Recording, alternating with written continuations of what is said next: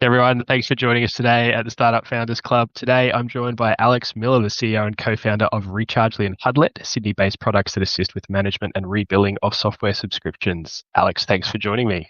I'm looking forward to being here. It's always fun chatting with you. Thanks, mate. Likewise. You're a two-product founder, so you're our first two-product founder that we had on the podcast. So, really interested to learn about that. But tell us a little bit about your first products and how that started. Yeah, of course. So we went down the sort of VC journey through Antler in 2020. So when everyone was locked down, everyone was like doom and gloom, thinking like how they were going to survive like the next few years. I joined Antler and I was very lucky to meet my co-founder. It was a bit of a random story. It was actually through a Facebook post through the Sydney Startup Group. I was speaking with people in Antler. I was thinking about joining a team, starting something up because the prospects of getting a job when everyone was getting forced to work from home. Everyone knows like the whole sort of narrative around early days of COVID. Mm-hmm. And it's like, what the hell? Let's just see if there's any interesting new opportunities coming along. Because I'd previously just sold my other company, which was a childcare sharing marketplace. And that was perfect timing. It was like right at the beginning of lockdown. And we saw this trend of January, everyone was starting to get real worried, and anything around connecting families and shared care just wasn't really going to work. And anyway, like to cut a long story short, exactly, met Santi, and we were really interested as an accountant myself about how companies can make more with the money that they have. Obviously, waste is so like easily done by, especially with software. You never know what you're using, how much you're spending. There's all these games between vendors around what I charge you versus charge someone else. And we launched this first product, Huddled, that helped track all of that. It extracted information out of zero. We engaged with teams and we helped companies within a couple minutes work out what tools they're using, how much they're spending. We notify them of alerts. We send them like weekly, monthly, quarterly reminders of this is how much money's coming out of your bank account. And we just move them off spreadsheets. And although as an accountant, as many accountants say, like they love spending their time in spreadsheets, if you can take out one of the really awful jobs out of their monthly process, then they'll be pretty happy about it. Yeah, nice. And so Huddled came from you solving a problem that you saw for yourself. 100%. I think everyone, when we speak to people about it, it's one of these undeniable truths. Everyone has that feeling in the back of their mind where they've paid for that Netflix subscription or that personal subscription that they haven't used, and they've checked their bank account and they're like, oh God, like why have I not turned that off? So it was something that we could really resonate with. This problem was already being solved, still early days in the industry, but really being solved for much larger enterprises that could afford to spend hundreds of thousands of dollars on vendor integrations and all these type of things. But for startups and SMBs, these solutions weren't really available. So we thought about how we could bring this solution to a much broader market. And initially our thoughts were, how do we use accounting firms as a distribution engine for that? Yeah, awesome. So, and that started all at the Antler startup program. Yeah, exactly. So we did Antler. It was a 12-week program. They give you some money. I think it was 200K. And then I think we paid a portion of that back in fees. They then help you raise your next round. Mhm. Off the back of that, we ended up raising sort of just under $1 million, I think it was, all included within like a year of thinking about the product to the end of that calendar year, because we started technically in March and this was all closed by, call it November. So we like a mini round and then like a much larger chunk of it at the end of the year when we had a bit more certainty about what it would look like. So all in all, I think the program was worthwhile. As someone that didn't have huge networks and lots of rich people that I could tap up for those like multi-$100,000 checks, it was a great opportunity for me. Yeah, awesome. And so, would you recommend the VC pathway to people? I mean, you've obviously raised yourself. Would you recommend it? How's the experience been? I'd probably say more than likely the answer is probably no. I think there are less and less ideas that are truly venture scale and venture backable. And from speaking to lots of my friends that did Antler and that have gone through other paths, unless there really is a huge opportunity and a clear sight to how you're going to reach $1 billion plus outcome within a 7 to 10 year window, it's not worth doing. I think everybody works really hard, whether you're a pool cleaner, you work in a corner shop, or a founder of a software company. Everyone's working 10 to 12-hour days, and the effort and the stress of running a business is hard. But if you're doing a venture business, you just need to be able to have the outcomes that create returns for the investors. And if you can't provide those returns, and if there's not that scale within your business model, then you're just going to waste a lot of time speaking with investors. You're going to get lots of no's. You'll waste months and months of time. And then you're not actually doing the thing that you set out to do, which is solve a really core problem for your customer. Yeah, so fair. So you do it, but probably wouldn't recommend it. And your key takeaway is that if you can't hit $1 billion in 7 to 10 years, it's just not backable, really. 100%. And I think it's just, what is the vision about what it can look like? And in many cases, you may not actually need any funding at all. What we learned pretty quickly when I did my last company, which I self-funded for the whole thing, was you just need to be able to build a product and launch your first customers. If you're really lucky, you can charge them annually, and that can start to cover your ongoing costs, things of that nature. And with the adoption of new tools and AI and things at the moment, that MVP is much cheaper and more attainable than many people think. And when we built Little Hubs for the first time, we spent maybe 10 to 20K on an MVP, and even that was way too much. But I hear stories of people that spend 100K on a web app and a mobile app that an agency is prepared for them. And it's just, you just don't need to do that anymore. And there's this perception that gets created that you need to spend a lot of money and have developers do these things for you. If you don't know how to build software, you can do quite a lot with no code, and you can probably get a prototype without spending any money. And maybe then after that, you can start thinking about, all right, what do I do next? Do I bring on a technical co-founder? If you've got no idea about engineering and systems and architecture, which you probably don't, you can't do a whole lot on your own. But now, even with prompt engineering, you could probably go a lot further than what you could when I'm referring to. Yeah, I completely agree. It's really important to own your tech capability and not just outsource it. And I think if you want to be the founder of a tech company, you're going to have to learn the tech at some point, to some degree. You need some level of technical proficiency. So I'm not an engineer, but I sit beside our engineers every day.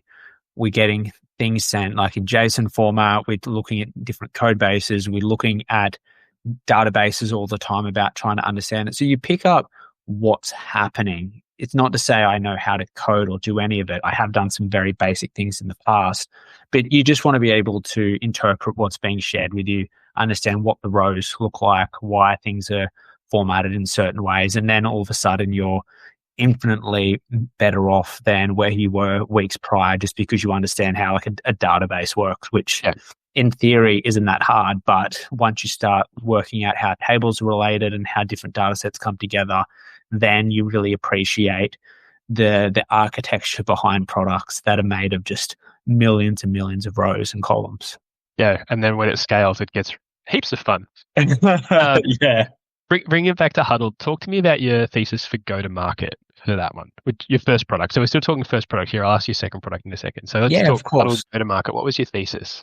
So before we had any customers, any product, anything, we thought that we should create a community and we should get our customers into a Slack group. And then by having them all in a Slack group, we can ask questions, we can get quick feedback, and this would be the fastest way while the team's building the first version of the product that we can do it. Now, something unexpected happened. What resulted is that after we invited the, say, 15 people into the Slack channel, they started asking questions to one another, and they started answering questions about tax, about advisory, about all other things that wasn't related to Hudled. And so what we decided to do a couple months in was just to run an experiment where we scraped Crunchbase. We found all the Series A companies that had raised within the last 12 months. We then worked out if they had a CFO or a head of finance or a finance manager that was based in Australia or New Zealand. And then we sent them a message saying, hey, we've got this private community, finance leaders. There's 30 people in there, 50 people, 60, 100 people in there. Would you like to be a part of it? And if you think about how much spam you get on LinkedIn, response rates are awful because you've got agencies, all these like services that are just too much for people. And what ended up happening was, I think 60 or 70% of people said, yeah, let's do it. This sounds great. And while we were building the product, we ended up creating this community around it. So we never explicitly were speaking about Huddle, but we'd created so much goodwill by connecting all these other people. And then we started hosting meetups in Sydney, in Melbourne, in Brisbane.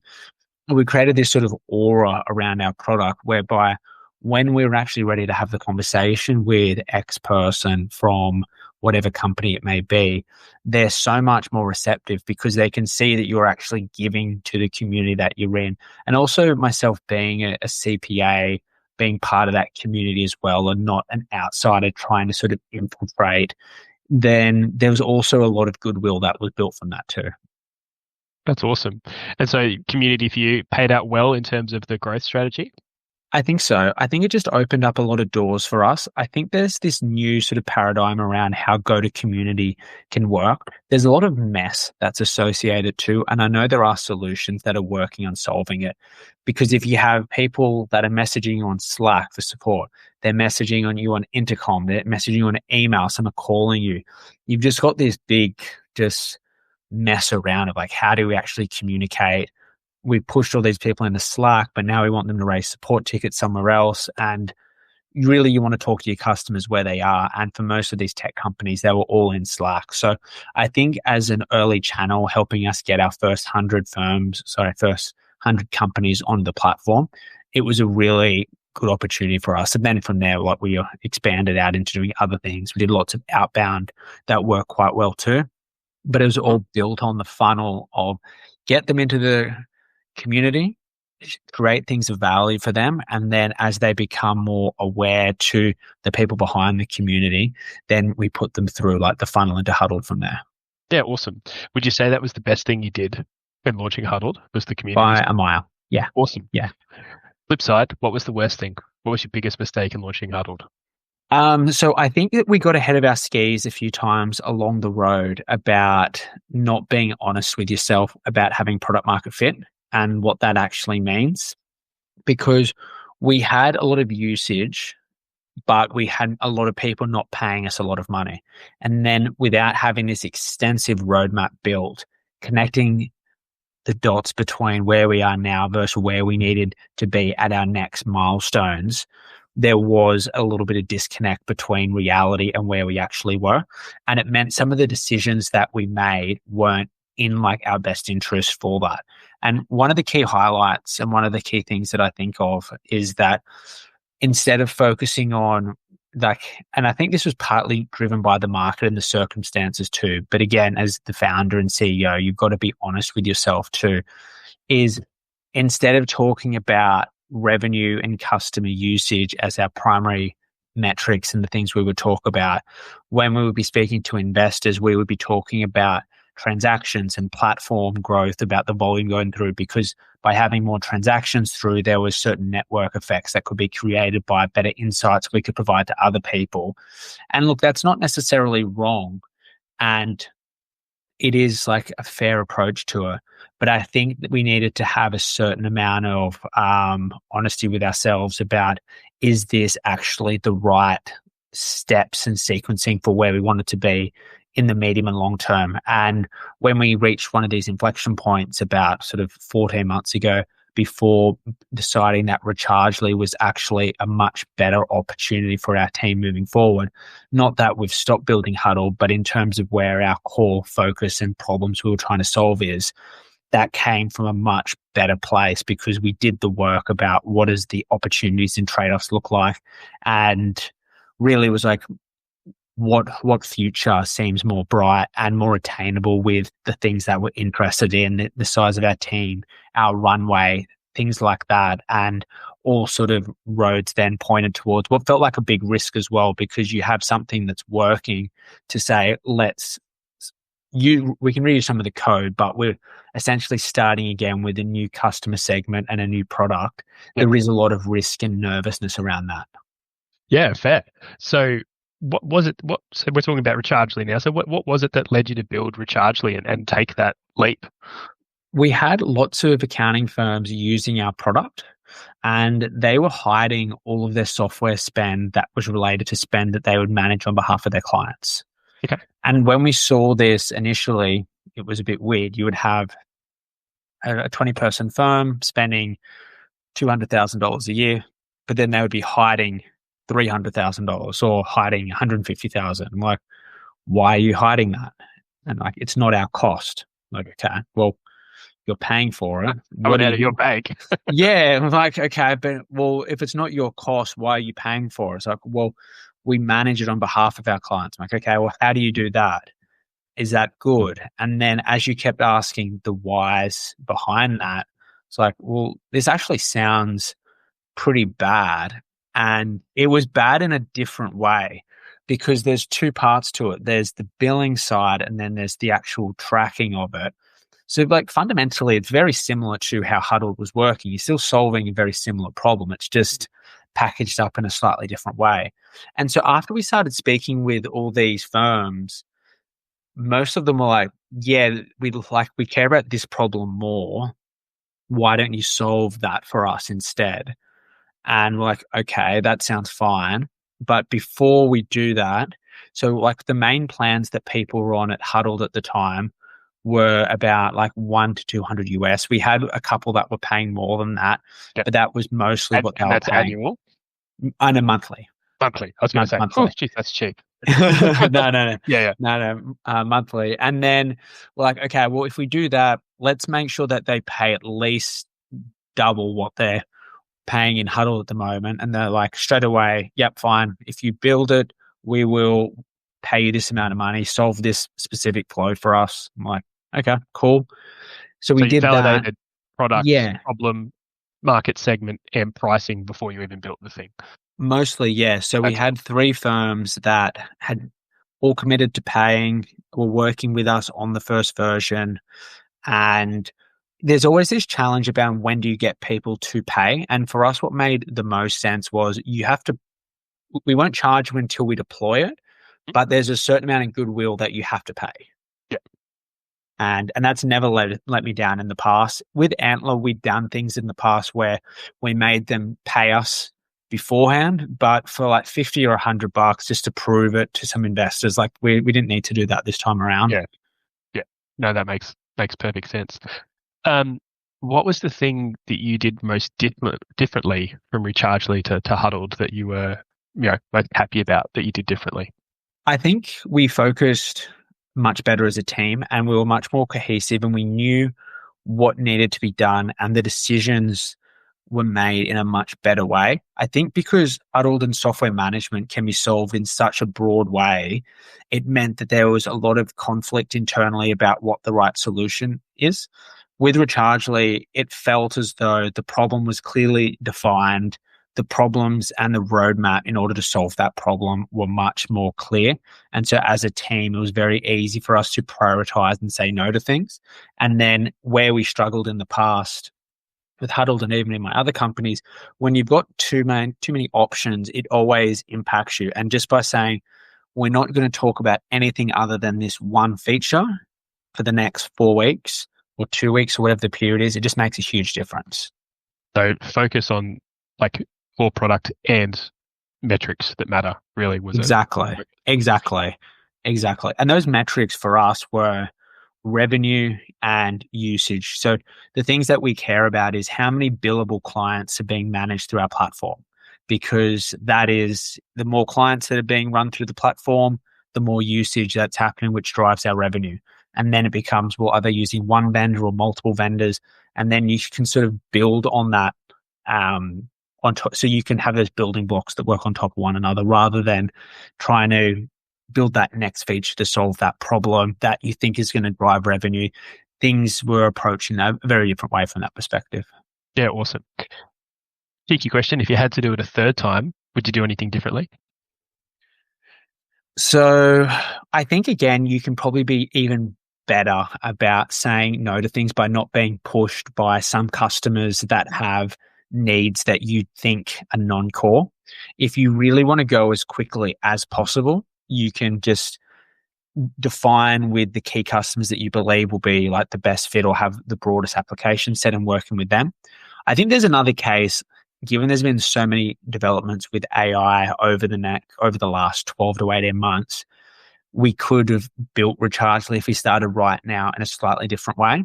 I don't think we would do a whole lot different in terms of how we got our first customers, but the landscape's changing so quickly now. Even what I say now could be outdated within 6 to 12 months.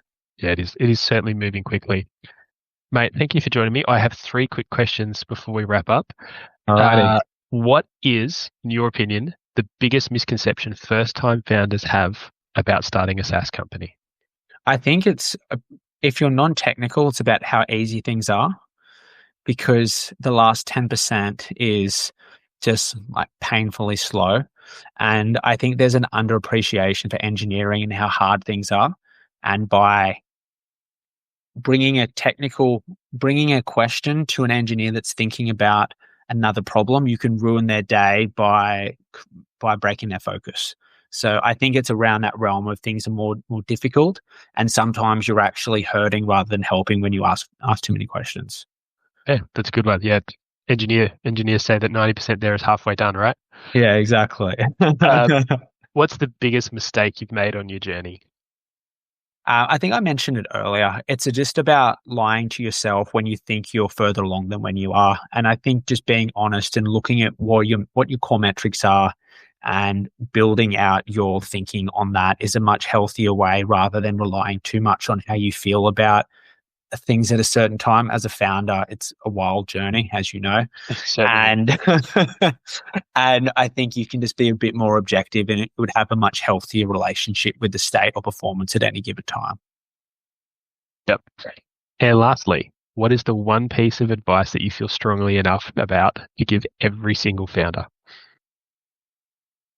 I think you need to always speak to your customers. I don't think there's ever a downside in being close to your customers, because they're always going to keep feeding you nuggets. You're always going to be getting insights and information that's ultimately going to make your product better and make your business better.